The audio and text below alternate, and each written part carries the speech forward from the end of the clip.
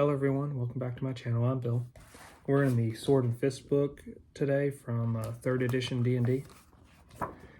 We are looking at prestige classes. This is a continuation of my prestige class videos.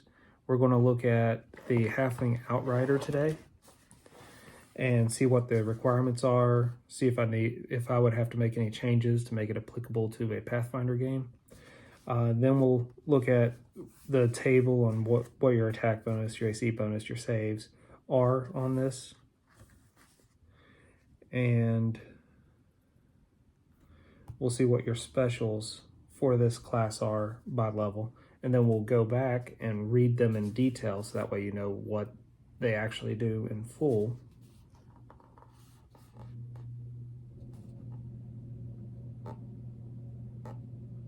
But there is one mistake I'm noticing on this. There's no base attack bonus. So that's a nice typo. I'm going to share that with you guys.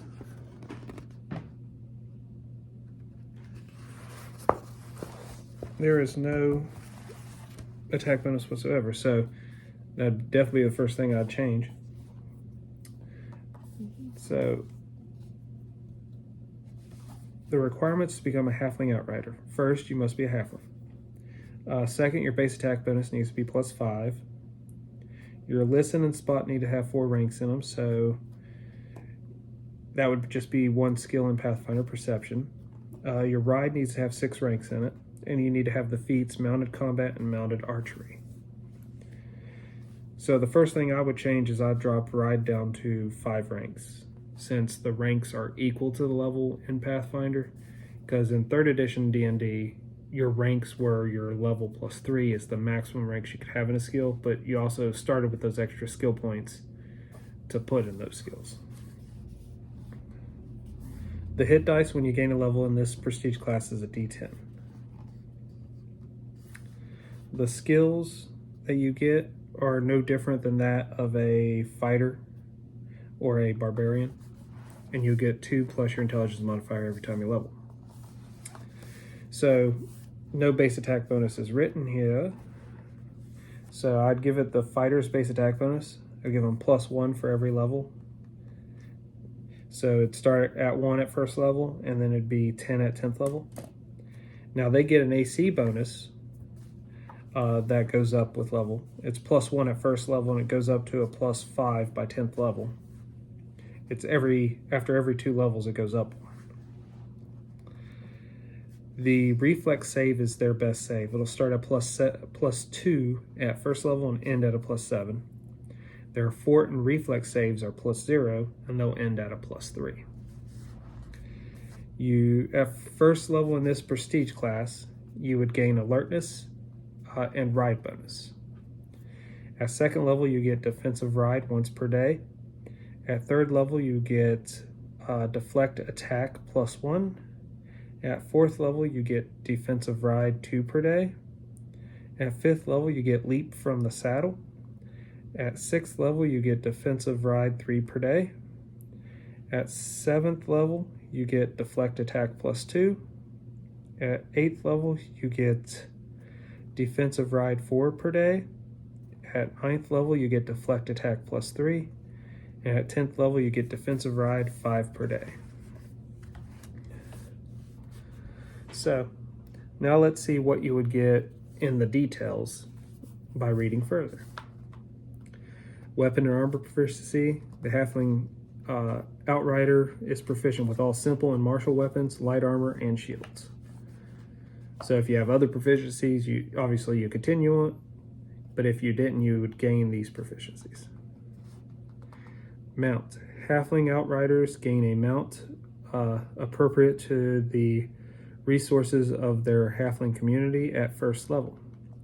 Most Halfling communities attempt to provide their Outriders with war ponies, though some have been known to make do with lesser steeds, and a few boast more exotic animals. The Outrider is not required to pay for the mount, nor its tack, harness, and accoutrements.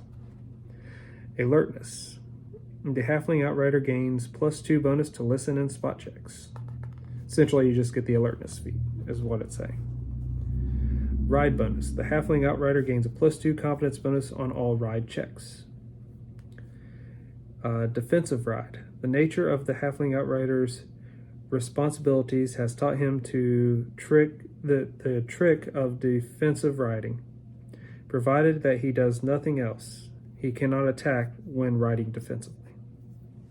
He gains a +2 dexterity and a +4 AC dodge bonus.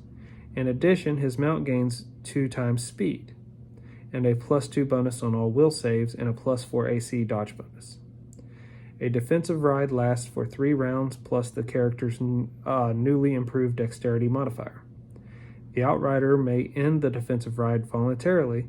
At the end of the ride, both the Outrider and his mount is winded and suffers a -2 strength penalty until they are able to rest for at a minimum of 10 minutes. The Outrider can only embark on a defensive ride a certain number of times per day, determined by the level. Beginning the ride is a free action, but the Outrider can only do so on his action. Deflect attack. Beginning at 3rd level, the Outrider can attempt to parry a melee attack against his mount. He must be holding a melee weapon or shield to deflect the attack. Once per round, when your mount would normally be hit with a melee weapon, you may make a reflex saving throw against DC 20. If the melee weapon has a magical bonus, the DC increases by that amount. You gain a competent bonus to your reflex save as indicated on the chart. If you succeed, you deflect the blow as a free action. You must be aware of the attack beforehand and not flat-footed. Leap from the saddle. When your mount is moving no faster than twice its speed, you can dismount with a successful handle animal check, DC 20, and land adjacent to your mount as a free action. If an opponent is in the area you threaten after you dismount, you can make a charge attack against that opponent. This requires the full attack action. So, I think this would be fun to play. The deflect attack's okay.